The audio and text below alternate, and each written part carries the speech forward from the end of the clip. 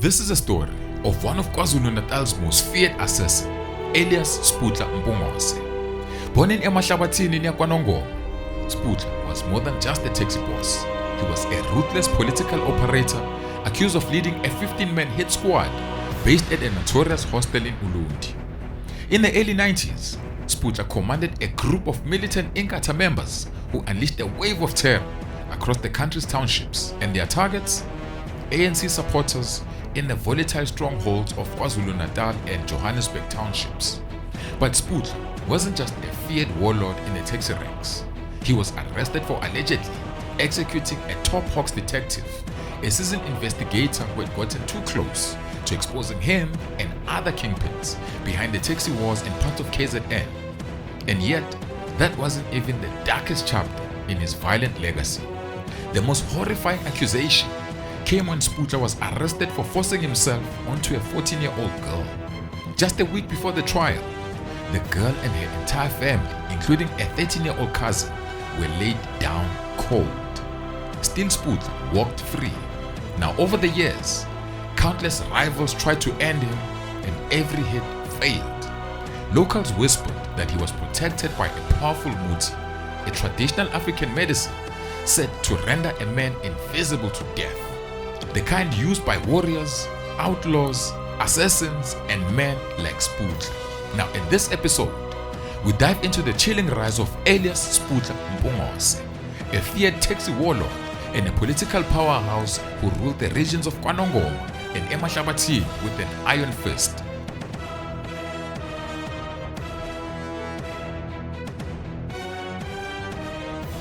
Sputla was no ordinary hitman. He was a feared enforcer from the Inkatha Freedom Party, a man whose name sent shivers down spines in the political underworld and the cutthroat taxi industry. Whispers in the streets claimed he led a ruthless hit squad responsible for taking out countless rivals. In the Nongoma and Emahlabathini region, he wasn't just respected, he was feared. Mpungose's rise through the IFP ranks was swift and brutal. He was reportedly behind a wave of deadly hostile attacks across KZN and Johannesburg in the early 90s, targeting communities aligned with the ANC. His reign of terror wasn't folklore, it was confirmed by none other than the late IFP leader, Prince Mangosuthu Buthelezi, who publicly named Sputla Mpungose and his notorious associate Nkalakatha Zungu as members of an elite group of assassins. According to Buthelezi, this deadly unit, numbering around 15 men, was heavily armed and operated with impunity. These claims were echoed by the then Minister of Public Works Blessed Gwala, who described the hit squad's existence as an open secret, a grim reality that was known to many but spoken by few. Both Sputla and Nkalakatha had joined Inkatha at its inception in 1975, loyal to the cause for decades. But everything changed in the late 90s, at a time when the IFP's grip on Nongoma was ironclad and the ANC was struggling to gain traction. Now the two power brokers left their political home, the IFP, and joined the ANC. Their switch sent shockwaves through the region. With their deep roots and their massive influence, they took a lot of IFP supporters with them, turning the tide in favor of the ANC and enraging the IFP leadership. Buthelezi's allegations of assassinations were quickly denied by Mpungose and Zungu, who dismissed them as bitter accusations from a man who was scorned by betrayal. Now Buthelezi only raised these accusations after these guys left the IFP.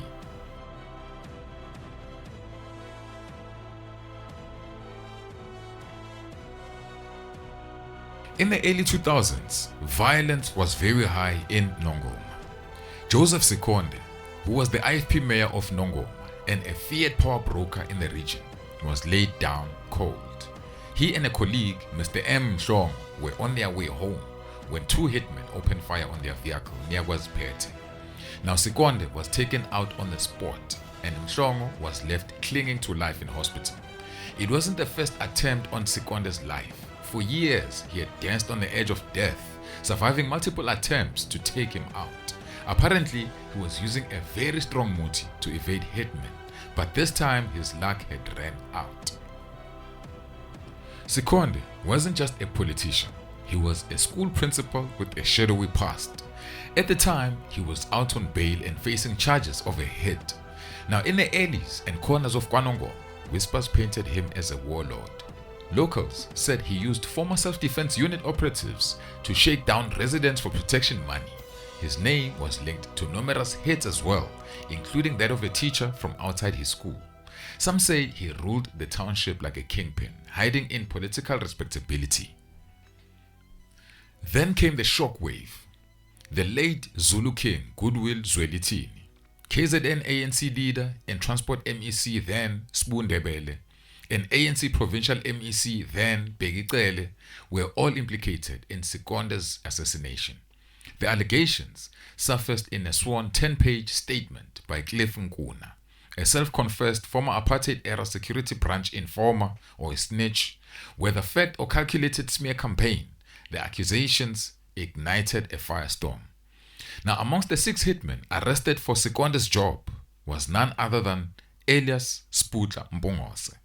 Now, Sputla had become a major figure in both politics and the taxi industry. Yet, despite the charges, the case collapsed. The key witness was discredited and the accused walked free. But the story didn't end there.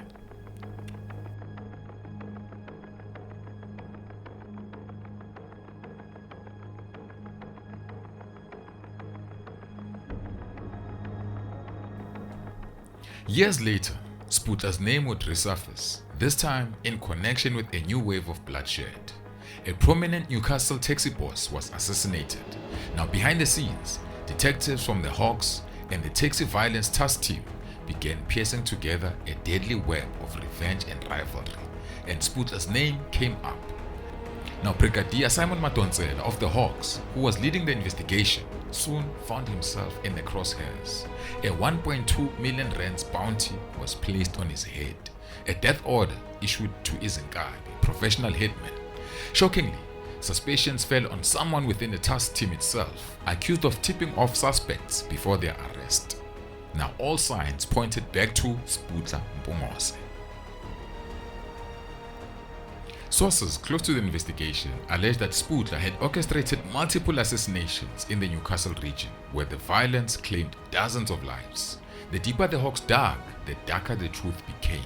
Sputla was arrested for that case and he went through a long trial, but eventually he won that case and he walked free.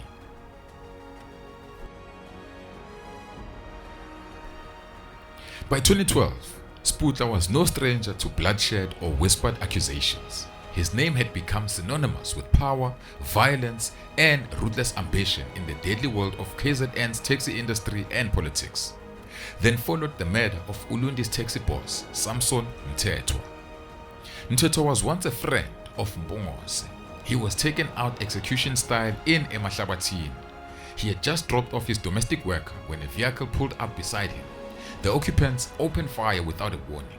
A single shot to the dome laid him down cold.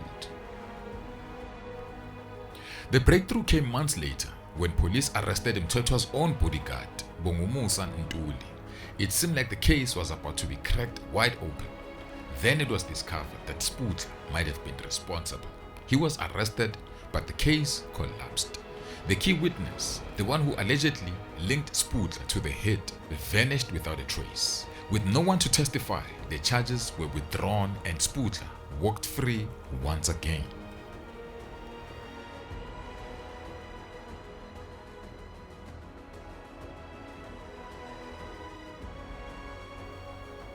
Teluphila was a 14-year-old schoolgirl who one afternoon was waiting at a rural bus stop when a silver grey VW Golf 4 pulled up beside her.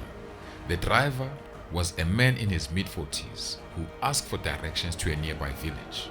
When she hesitated, he persisted, pressuring her until she reluctantly got into the car.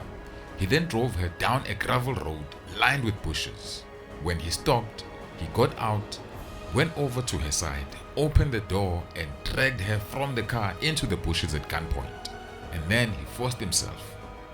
Someone found the girl on the side of the road and took her to the police station. That's when she reported that case of rape.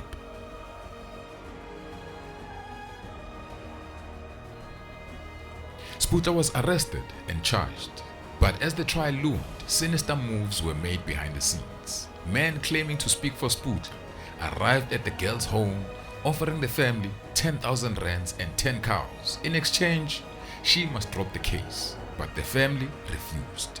A week before the trial, the nightmare turned darker. Telupila, her mother, and her 13-year-old cousin were all laid down cold. The assassins showed no mercy. It was a brutal message and a permanent silencing. Despite denying any involvement in the hits, Sputla was charged with both the triple homicide and for forcing himself onto the girl. The case rattled the entire region. Now, during the 2-year trial, both the presiding judge and the prosecutor were placed under armed protection. The threat was real.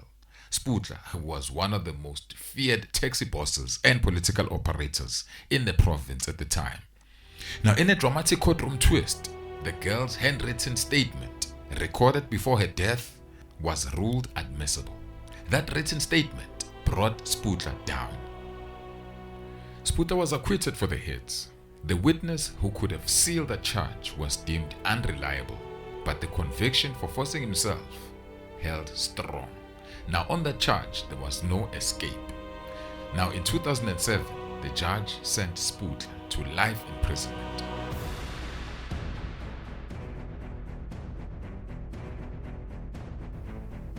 Mpungose was supposed to rot behind bars, convicted of rape and linked to the hit of a young girl's entire family. His life sentence was seen as the end of a bloody chapter in KwaZulu-Natal's underworld. But Sputla wasn't done yet.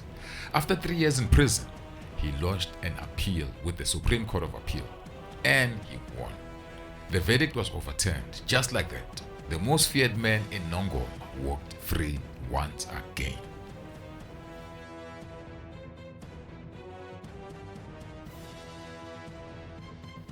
The day he was released, he had to face all his enemies who wanted him out of the game permanently.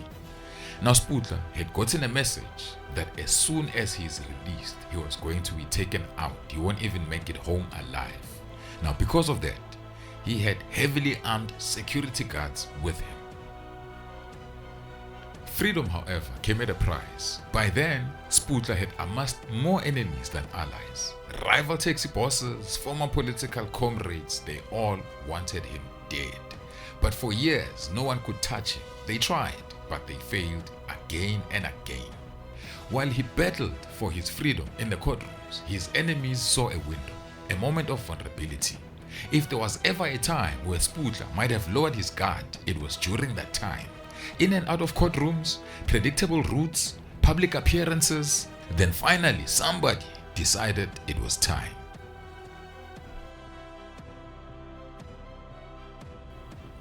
Some taxi bosses in Nongoma and Emahlabathini region put money up and a hitman was hired. But taking out Sputla was like chasing a ghost in broad daylight. Locals believed he was protected by a powerful muti, traditional African medicine.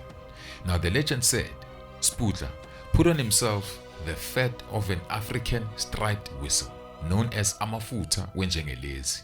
One of the most elusive creatures in the wild. You will never catch that thing. It vanishes the moment you blink. Now, according to traditional beliefs, if a sangoma anoints you with its fat, you become untouchable. Always seen but never caught. Enemies would strike only to find the target already gone. And they can feel it whenever the enemies are coming for them. Now, it was whispered that Sputla had this kind of power, and time after time it seemed true. The hitman first tried to strike during a court appearance, but the security around Sputla was ironclad. Armored guards, armored vehicle, and a watchful eye made any move suicidal. And a plan B was set in motion after he was released from prison. With an AK-47 stashed in his car, the hitman began his drive towards a location where Sputla was known to be. It was supposed to be a clean job, fast, brutal, and final. But fate had other plans. On the way there, the assassin was involved in a horrific car crash. His car was wrecked. He barely escaped with his life. When the police arrived at the scene, they found the assault rifle in the wreckage. He was arrested on the spot for illegal possession of a hemp. Some believe Sputla's muti was so strong, that's why every hitman failed. The myth lived on. Whether protected by powerful magic or just impossible luck, one thing was certain: Sputla was a man you couldn't kill.